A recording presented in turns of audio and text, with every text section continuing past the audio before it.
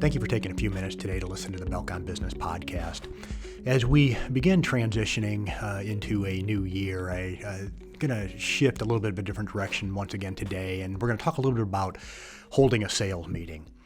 Over this past week, as this new year begins, we end up with more than usual phone calls and emails from prospective clients, people who would like to work with us. And of course, I've been doing this for a number of years. And so what I did is just sat down and jotted down just from my experience, from some of the things that I've read, some of the training that I've received, and on what does that initial sales meeting look like?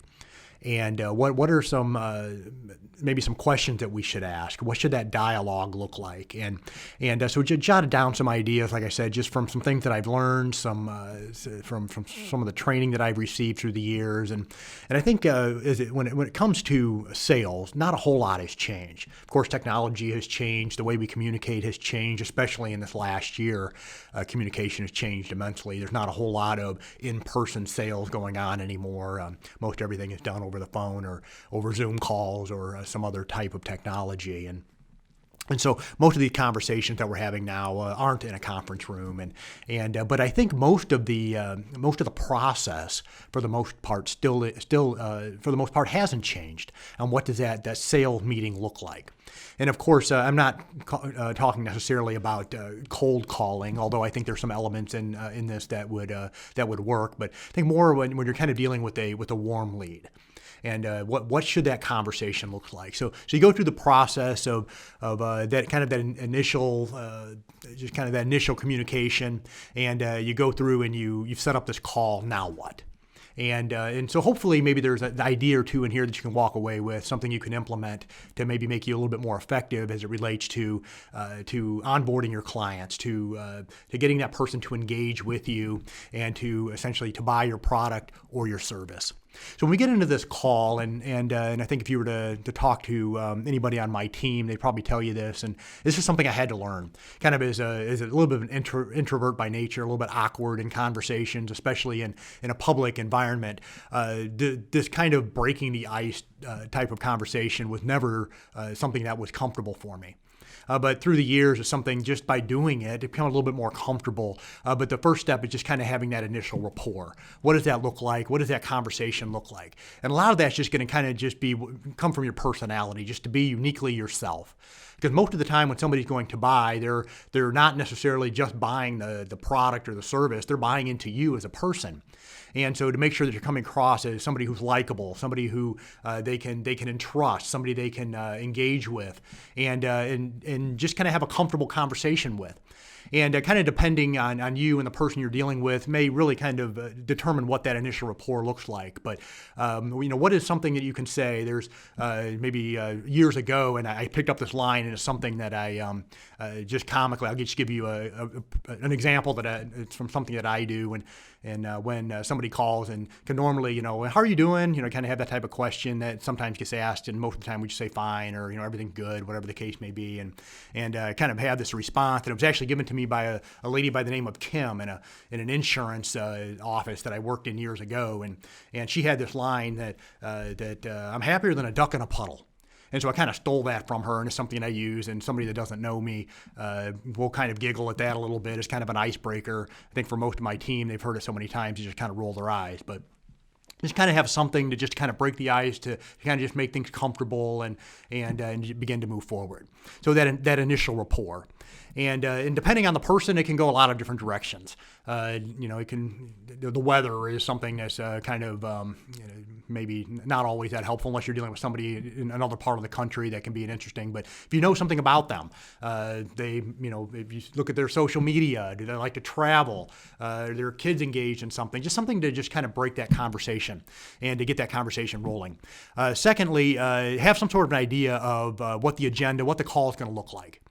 And so maybe right off the bat, just kind of go through and you have this conversation of beginning to understand exactly what it is that they do, making sure that you have a good knowledge of what differentiates you from somebody else. Okay, and that differentiation may come as far as in your service offering and your product offering. What is it? How does it differ from somebody else? But what is the value that you bring? But also finding the same thing out from them.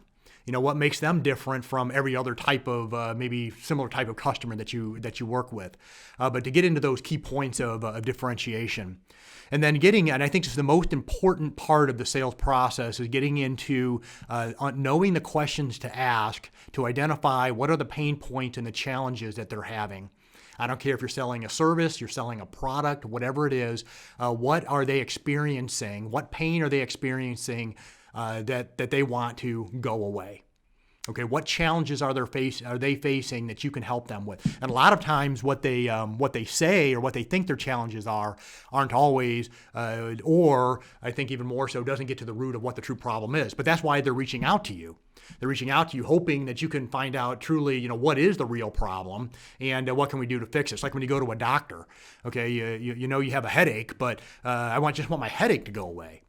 But that headache can come from a myriad of different areas. And sometimes you think, well, I just have a headache because I'm not sleeping enough, or I have a headache because I work in a loud work environment. Well, some of those may be true, but those just may be just kind of other things that are going on. There may be a deeper cause or a deeper root. And so when you're going through and having this conversation, you're going to want to try to identify what is the real pain point and the challenge that they have, and then what sort of solutions can you provide? What can you do to help them? So understanding what those key questions are, and as you kind of go through this initial rapport into these questions, you're going to want to find out from them. Tell me about your business. What areas do you excel? You don't want to get into this phone call and just simply start talking about yourself. Really get into what is it that you do? What do you enjoy doing in your business? What is your superstar skill? What is the one thing that you do that you feel that you do better than anybody else? And get to know this person a little bit. And then getting into what sort of problems are you experiencing now with the person that you're working with. As an accountant, as an owner of an accounting firm, I almost categorically ask this, finding out from them, what pain point are they having with the person they're working with now? Where is the struggle? And sometimes I'll talk myself out of the sale because they're working with someone that they really like. And maybe they're just shopping for try to find a cheaper rate or something to that effect, which generally when that comes to us, we kind of determine you're probably better off just staying where you're at. Or finding somebody else, but is there a weakness? What's the challenge there? And try to find out, what sort of struggles are they having with their current provider, the current solution, and is there something maybe that you can do better, maybe approach in a little bit of a different way? What areas of your business do you feel may require a little bit of extra special attention? Maybe a question that you can ask. And then once you kind of go through and you have the skill of being able to listen well, to be able to pull out what struggles are they having, what challenges are they having, getting beyond just what they say to what are the real issues, to kind of come back to them and say from what you're saying and what I understand is these are the areas that you feel like that you have some challenges in. And then you kind of move into the moving toward being able to either close the deal or at minimum schedule that follow-up phone call. And that's getting into, well, here are some things that we've done for some other people. And making sure that your book of business, who you've worked with, and what you've done to solve the problems. And this should be readily available to you. You should be very keenly aware of what we've done and what we've done to be able to help others. And don't ever overpromise.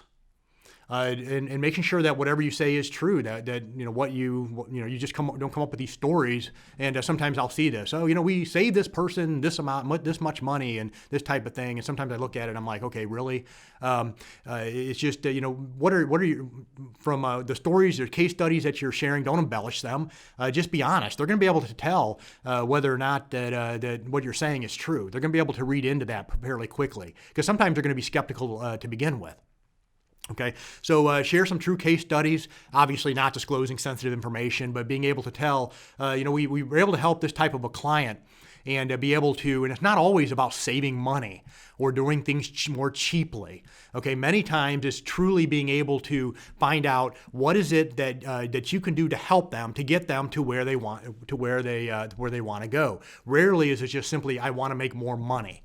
Okay, that's generally not what the problem is. Okay, and so being able to truly determine what is the pain point that they're experiencing, what are their challenges, find out what their goals are, where are they wanting to go, and then what you can do to be able to help them to get to where they want to go. And if you can do that, you're gonna close the sale. And so then at the end of this, it becomes a matter of what are the next steps, and making sure that you have that ask down well, and you don't sound pushy, you don't sound like a hard, cold salesperson, but you're coming at them and saying, well, if you'd love to take a look at what you have going on, can we schedule a follow-up phone call, maybe with you, somebody on your team? Can you just go ahead and send this information over so we can kind of look over it and maybe begin to work together, put together a proposal we can send over to you. We can have a follow-up phone call and kind of go through whatever those steps look like in your business to get that client to the next step of working together with you. Hopefully this podcast brought you some value. If it did, I would encourage you to subscribe to the Belk on Business podcast. This is Josh Belk. Have a wonderful day.